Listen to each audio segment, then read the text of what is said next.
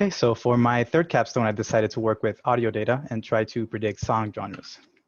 Audio data is quickly becoming an important part of machine learning. We're using it to interact with virtual assistants like Alexa or Siri and helping self-driving cars hear their surroundings rather than just seeing them. Music has been a part of my life ever since I started playing my first instrument when I was 4 years old. So I really wanted to use a neural network and see if it could learn to distinguish different types of music. The data I used for this project was the Free Music Archive. It contains up to 106,000 tracks with 161 unbalanced genres. But in the interest of time, I decided to work with the small data set, which only has 8 genres and 8,032 tracks, evenly distributed for each genre. The genres in this set were electronic, experimental, folk, hip hop, instrumental, international, pop, and rock. When I first looked at the data, I did some PCA down to 2 dimensions in order to plot and get a sense of how these genres would compare each other. With instrumental and hip hop, I could see the separation, but with rock and pop, it would prove a lot tougher to predict one way or the other.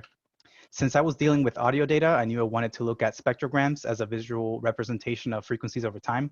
I used Librosa to squash a regular spectrogram, which is the squared magnitude of the short-term Fourier transform of the audio signal, into something a human can better understand using the MEL scale. Looking at the MEL spectrograms for each genre, I could see that they had noticeable differences. And this gave me the idea to use a CNN for image classification. But knowing that there was a time component to the MEL spectrograms, I wanted to incorporate an RNN since they excel at understanding sequential data.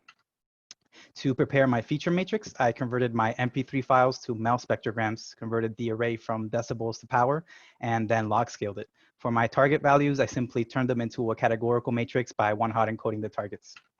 My first model was a convolutional recurrent neural network that used 1D CNNs and an LSTM.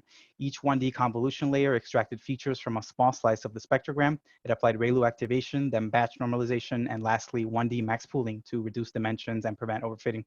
This chain of operations was performed 3 times, and then its output was fed into an LSTM. The output from the LSTM was passed into a dense layer, and then the final output layer was a dense layer with softmax activation, assigning probabilities to the 8 classes. This model gave me a 53% validation accuracy with its best weights. The second model I tried was one that used a CNN and RNN in parallel. The convolutional block consisted of a 2D convolution layer followed by a 2D max pooling layer for a total of 5 blocks of convolution max pooling layers before flattening the final output. The recurrent block started with 2D max pooling to reduce image size before sending it to a bidirectional GRU. The 2 resulting outputs were then concatenated before the final dense layer with softmax activation. This model did about the same as the first with the 54% validation accuracy using its best weights. The 2 models performed very similarly as far as overall accuracy, but they did differ in class-wise performance. The parallel CNN-RNN model had better performance for electronic, instrumental, pop, and rock. All in all, the accuracy was not very high, but when looking at top 2 or top 3 accuracy, the results looked much better with almost 80% for top 3 accuracy. This data set is challenging in that some of the genres could contain multiple genres within, like say pop. Additionally, since the tracks were 30-second samples, most of what categorized the track as one genre could be left out. There's actually an FMA genre recognition challenge, and the top leaderboard score only has an accuracy of around 63%.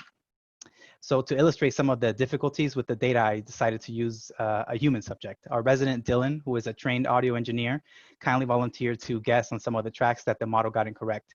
This was the first track.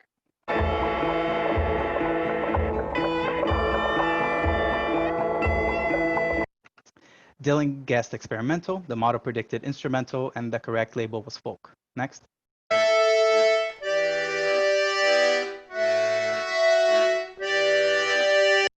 Dylan and my model both predicted folk, but the correct label was instrumental. Next track.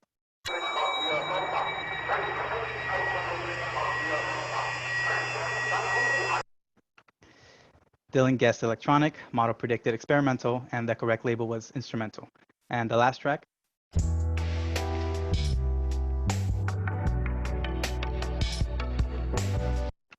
Dylan guessed hip hop, model predicted experimental, and the correct label was pop. So it seems like a human can't really perform any better than the model does. Some future steps to take would be to ensemble both of the neural networks since they had different class-wise performance, and then using more than just 6,400 songs to train on, or even having it train on the entire song might lead to better results. And that is audio classification. Thank you all for your time.